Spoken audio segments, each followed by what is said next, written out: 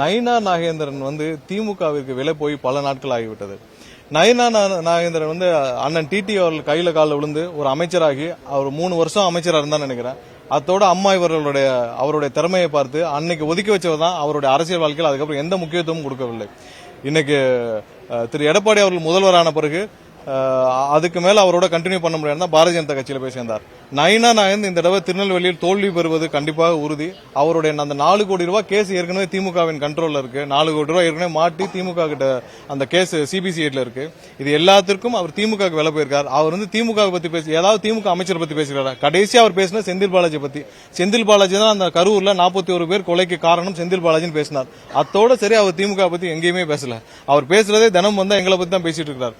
திமுக அசைன்மெண்ட்டுக்கு போயிட்டார். அவர் அடுத்து ஜெயிக்கணும்னா அவருக்கு எங்கேயாவது டம்மி வேட்பாளர் திமுக போட்டு அவர் ஜெயிக்க வச்சாதான் உறுதி. அதான் அவருடைய அரசியல் வாழ்க்கையில இருக்கு. அதனால அவருடைய அரசியல் வாழ்க்கையை காப்பாற்றிக் கொள்வதற்காக திமுகவுடைய கைக்கூலியாக திமுக அடிமையா இருக்கிறார். கடைசி வரைக்கும் நயினார் இப்படிதான் பேசிட்டு இருப்பார். இந்த தேர்தலோட அந்த மேனேஜரையும் மாத்திடுவாங்க பிஜேபியில. திமுக காங்கிரஸ் அந்த கூட்டணிக்கு ஆட்சியில் அதிகாரம் அந்த சலசலப்பு பார்த்துருப்பீங்க. ஒரு பனிப்போர் மாதிரி நடந்துருக்கு. 70 நாட்கள் ஆகி நான் நேத்து வந்து நம்ம அண்ணன் மாணிக்க தாக்கூர் அவர்கள் பேசினதை நான் பார்த்தேன். அவர் கேட்டது ரொம்ப நியாயமான கேள்வி. என்னன்னா அவங்க ஒன்னும் கான்ட்ராக்ட் கேட்கல, அவங்க ஒன்னும் வேற இந்த கமிஷன் கேட்கல, மரியாதை எதிர்பார்க்கிறார்கள். உங்க எல்லாருக்கும் தெரியும் பாரதிய ஜனதா கட்சியை 4 வருடம் ஆட்சியிலிருந்து மத்திய அரசோடு ஒன்றிய அரசோடு ஆட்சியிலிருந்து காப்பாற்றியவர்கள் திமுக.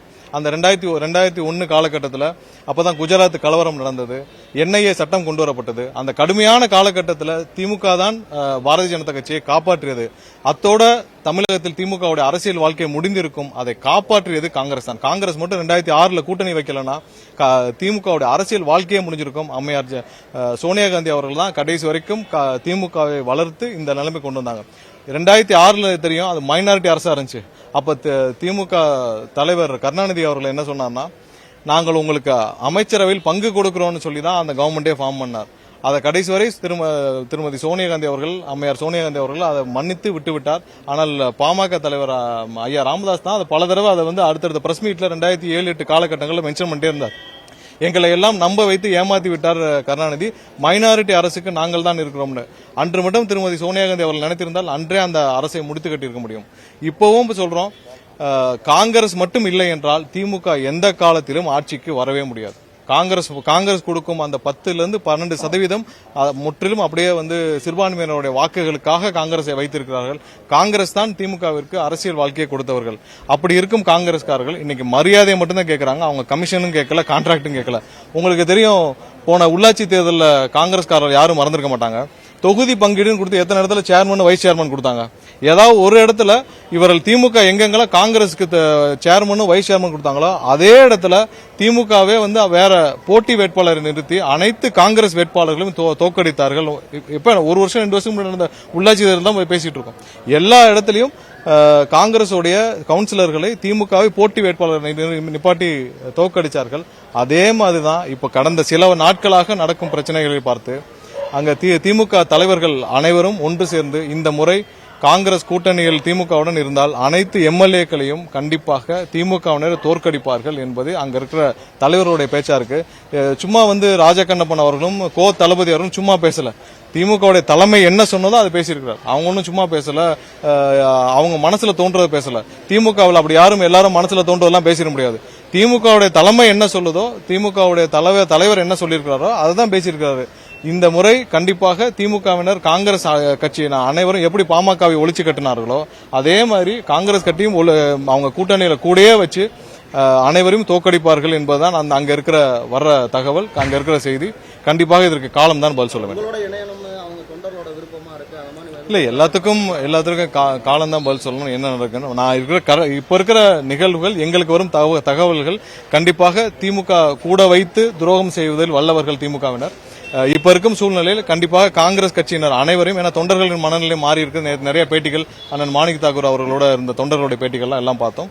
இன்னைக்கு இருக்கிற சூழ்நிலையில் நேற்று திமுகவின் மூத்த தலைவர்களும் அமைச்சர்களும் ஒரு காங்கிரஸ்காரர் கூட ஜெயிக்க வைக்க கூடாதுன்னு பேசியதாக எங்களுக்கு தகவல் வந்தது. எல்லாத்திலும் காலம் தான் பதில் சொல்லும். கண்டிப்பாக எங்களுடைய நிர்வாகம் நிர்வாகிகள் அனைவரும் அங்க வந்து சொல்லி வச்சிருந்தோம் யாரையும் அனுமதிக்க கூடாதுன்னு. ஒரு சில பேர் அதையும் மீறி வந்திருக்காங்க.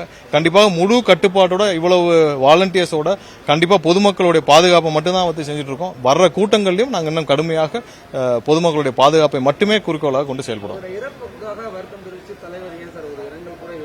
இல்ல கண்டிப்பா நாங்க எல்லாம் தெரிவிச்சிருந்தோம். எங்களுடைய சார்பில் எங்களுடைய நிர்வாகிகள் உடனே இருந்தாங்க, கூட இருக்கிறாங்க. கண்டிப்பா அந்த குடும்பத்தோடு நாங்கள் கடைசி வரை துணை இருப்போம். அதுல எந்த மாற்று கருத்தும் இல்லை. மகளிர் உரிமை தொகை குறித்து விஜய் அறிவிச்சுட்டாரு. அவர் பேச்ச கேட்டதான் அண்ணா வந்து திமுகவே அதான் உதயநிதி பத்தி நம்ம பேசிட்டோம், விலாவரியா பேசிட்டோமே. அந்த குடும்பத்தில் மட்டும் பிறக்கவில்லை என்றால் ஒரு கவுன்சிலர் கூட கிடையாது, கடைசி வரை கத்து கொடுத்தான். அவருக்கு அரசியல் எங்க தலைவர் என்ன சொல்ல வந்தார்னே புரியல அவருக்கு. எங்க தலைவர் என்ன சொன்னார், சுயமாக கட்சி ஆரம்பித்த அண்ணாவிற்கு அப்புறம் புரட்சித் தலைவர் எம்ஜிஆருக்கு அப்புறம் இன்னைக்கு ஒரு தனிப்பெரும்பான்மையா இருக்கிற கட்சி எங்களுடைய தலைவர் அண்ணன் விஜய் அவர்கள் தலைமையிலான கட்சி அப்படின்னு சொல்லியிருக்காரு. அவருக்கும் உதயநிதி சொன்ன பதிலுக்கும் சம்பந்தமே இல்லை. உதயநிதிக்கு எங்க தலைவர் என்ன சொன்னார்னு கூட புரியல. நான் அதுதான் சொன்னேன், அவர் கடைசி வரை கத்து கொடுத்தான். இல்ல கண்டிப்பா ஒரு முடிவுகள் வந்தவுடன் எங்களுடைய தலைவர் அறிவிப்பார். இன்னும் நேரம் இருக்கு, காலம் இருக்கு. கடைசி நாள் நாமினேஷன் ஸ்டார்ட் ஆன பிறகு கூட பல கூட்டணிகள் முடிவாயிருக்கு. எது முடிவானாலும் எங்களுடைய தலைவர் கண்டிப்பாக இறுதி முடிவாக இல்ல வாக்குறுதிகளை நிறைவேற்றாம கொடுக்கறவங்க எல்லாரும் எப்ப வேணாலும் கொடுத்துடலாம். திமுக போன வருஷம் கொடுத்த அதே வாக்குறுதியை திரும்பவும் ரிலீஸ் பண்ணலாம்.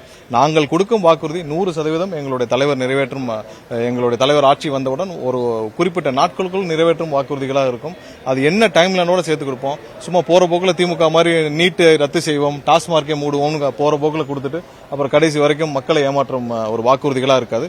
100% மக்களுக்கான வாக்குறுதிகளாக மக்களுக்காக நிறைவேற்றப்படும் வாக்குறுதிகளாக இருக்கும். விஜய்க்கு என்ன கொள்கை இருக்கு, முதல் கூட்டம் போட்டு கொள்கையை சொல்லட்டும், அதுக்கப்புறம் அந்த கொள்கைக்கு வந்து பாஜக எதிரானது அப்படின்னு சொல்லணும் அப்படின்னு. இல்ல நயினார் வந்து அவர் என்ன செஞ்சிட்டு இருக்கிறான்னு அவருக்கே தெரியல. அவர் முதல்ல அவங்களுடைய கூட்டணி கட்சிகளை இணக்கமாக வச்சு தேர்தலை சந்திக்கிறாரா, இல்ல அவர் கட்சிக்குள்ள அவர் போராடிட்டு இருக்கிறாரான்னு தெரியல. அவருடைய ஒரே நோக்கம் அவருடைய கூட்டணி எக்கேடு கேட்டாலும் அவர் கட்சி எக்கேடு கேட்டாலும் அவர் வந்து திமுகவுடன் ஒரு இணக்கமாக இருந்து அவர் மட்டும் இந்த எம்எல்ஏ சீட்ல ஜெயிச்சா போதுன்னு வேலை பார்த்துட்டு இருக்கிறாரு. அவர் வெகு சீக்கிரம் தெரியும் அவர் யாரு திமுகவுடைய முதல் அடிமையாக நயினார் இருக்கான்னு தெரியும். நன்றி வதன், தேங்க்யூ.